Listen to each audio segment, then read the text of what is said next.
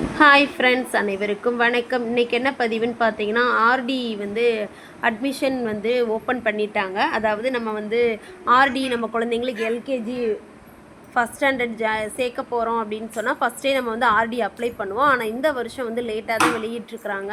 அதனால் உங்களுடைய குழந்தை வந்துட்டு எல்கேஜியோ இல்லை ஃபஸ்ட் ஸ்டாண்டர்டோ படிச்சுட்டு இருக்காங்க அப்படின்னா நீங்கள் ஆர்டி அப்ளை பண்ணணும். நீங்கள் சேர்த்துருக்கிற ஸ்கூலில் ஆர்டி இருக்குது அப்படின்ற பட்சத்தில் நீங்கள் போய் ஸ்கூலில் தான் இந்த வருஷம் விண்ணப்பிக்க முடியும். எப்போயுமே ஆன்லைனில் விண்ணப்பிப்போம். ஆனால் நம்ம இப்போ வந்து குழந்தைங்கள எல்கேஜி இல்லை ஃபஸ்ட் ஸ்டாண்டர்ட் சேர்த்துருக்கிறதுனால அந்தந்த ஸ்கூல்லேயே போயிட்டு நீங்கள் ஆர்டி அப்ளை பண்ணணும்னு சொல்லிட்டு வெளியிட்ருக்குறாங்க.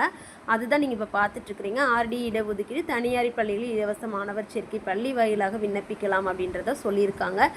கட்டாய கல்வி உரிமை சட்டத்தின் மாணவர் சேர்க்கைக்கு பள்ளிக்கு சென்று பெற்றோர்கள் இணையதளத்தில் விண்ணப்பிக்க முடியாது அப்படின்றதையும் அவங்க சொல்லிட்டாங்க. அதனால் நம்ம ஸ்கூலில் தான் போயிட்டு விண்ணப்பிக்கணும். இலவச மாணவர் சேர்க்கைக்கு தொடர்பான தகவல்களுக்கு rd@dnschools.government.in என்ற மின்னஞ்சல் முகவரி மற்றும் 14417 என்ற தொடர்பு எண்ணில் தொடர்பு கொள்ளலாம் அப்படின்ற இதையும் அவங்க வந்து வெளியிட்டிருக்கிறாங்க.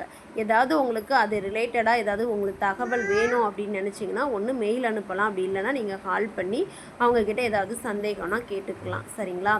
ஏன்னா இந்த வருஷம் வந்துட்டு ஸ்கூலில் அப்படின்ட்டுட்டாங்க. இல்லைனா எப்போவுமே ஆன்லைனில் இருக்கும். ஆன்லைனில் இருக்குன்னா ஃபஸ்ட்டு நம்ம சூஸ் பண்ணிடுவோம். ஆனால் இப்போ வந்து ஸ்கூலில் சேர்த்துருக்கோம். அதில் நீங்கள் ஸ்கூல்லேயே போயிட்டு அப்ளை பண்ணுங்கள். தமிழகம் முழுவதும் உள்ள 8000த்திற்கும் அதிகமான தனியார் பள்ளிகளில் சுமார் 1,00,000 இலவச மாணவர் சேர்க்கை இடங்கள் உள்ளன. மத்திய அரசு நிதியை தற்போது விடுவித்துள்ளதால் தமிழக தனியார் பள்ளிகளில் இலவச சேர்க்கையானது மீண்டும் தொடங்கப்பட்டுள்ளது. அதாவது இப்போ தான் வந்து நம்மளுக்கான நிதி வந்து கிடச்சிருக்குது. அதனால் வந்துட்டு இப்போ தான் நம்மளுக்கு ஓப்பன் பண்ணியிருக்கிறாங்க. இது வரைக்கும் வந்துட்டு ஓப்பன் பண்ணாமல் தான் இருந்தாங்க.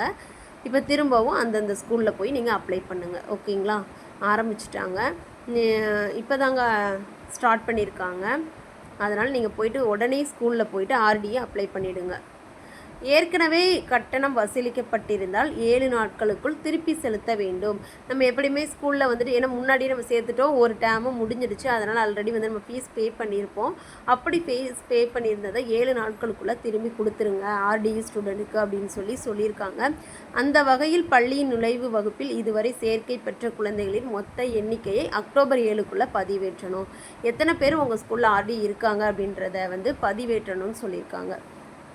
ஆர்டிக்கு சேர்க்கைக்கு பெற்றவங்க தகுதியானவங்க அதெல்லாம் பார்த்துக்குவாங்க. ஸ்கூலில் பார்த்து நீங்களும் போய் அப்ளை பண்ணுங்கள். அவங்க எவ்வளோ அப்படின்றத சொல்லிடுவாங்க. அதில் ஆர்டிஇ சேர்க்கைக்கு தகுதியான மாணவர்களின் சான்றுகள் அப்ளை பண்ணுறது எத்தனை பேரோ பண்ணிவிடுங்க. ஆனால் அதுக்கு யார் யார் தகுதியானவங்க அப்படின்றத அக்டோபர் 9 வந்து பதிவு செய்யணும்னு போட்டிருக்குறாங்க.